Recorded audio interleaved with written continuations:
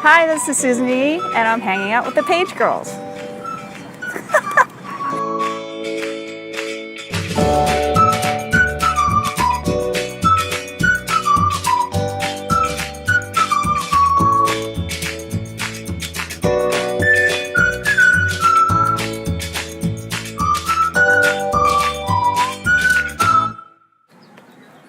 Hi.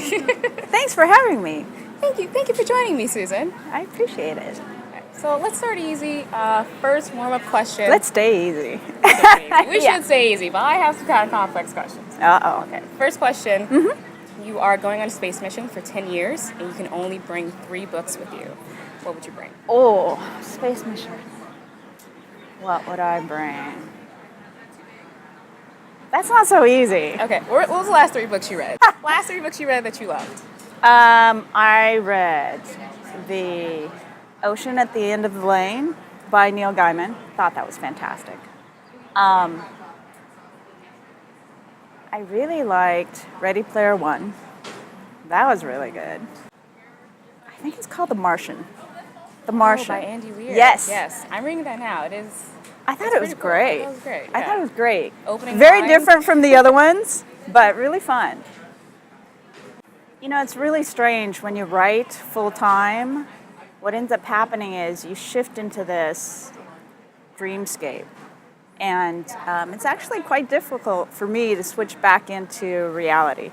And so I would have days where I would be deep into my story, and then when I came out of it to go do something else, my brain just wouldn't work the same way. It's very similar to waking up in the middle of a dream, just being woken up in the middle of a dream and then rushing around trying to live your life very early in the morning.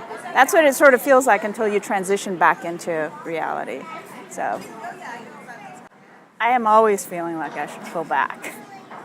And I recognize it, I try to recognize it, and I try to ignore it and move forward. I think it takes a tremendous amount of courage to be a writer, and that's one of the reasons why it's so hard for so many people.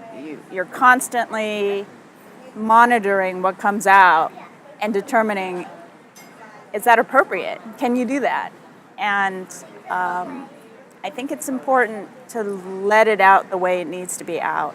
That doesn't mean that you don't cut back during editing, but certainly during creation, I try very hard not to censor it. I have lived in San Francisco a couple different times.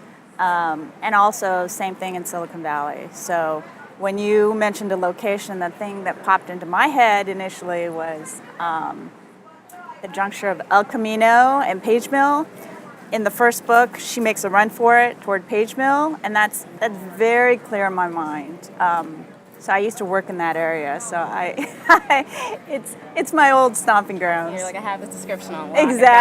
Exactly. And now that you mention it, I find it funny that I've sort of reinvented that space in my world for me. It used to be the place where I worked, and now it's the place where Penryn makes a run for it at the beginning of the story.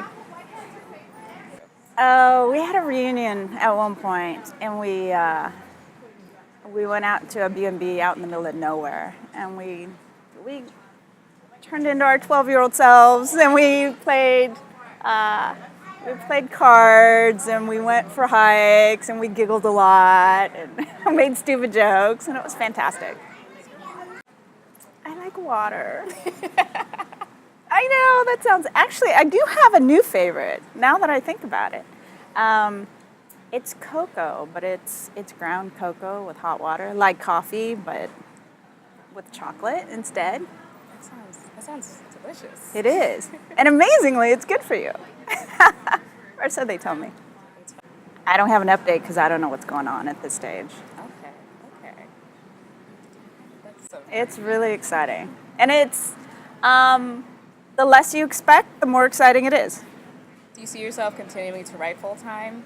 Yeah, absolutely. Absolutely. Yeah. Are you going to stick to this world for your next series, or are you going to do a series? Are you going to switch genres? I'm exploring right now, so we'll see. I love the readership in this series. Love them.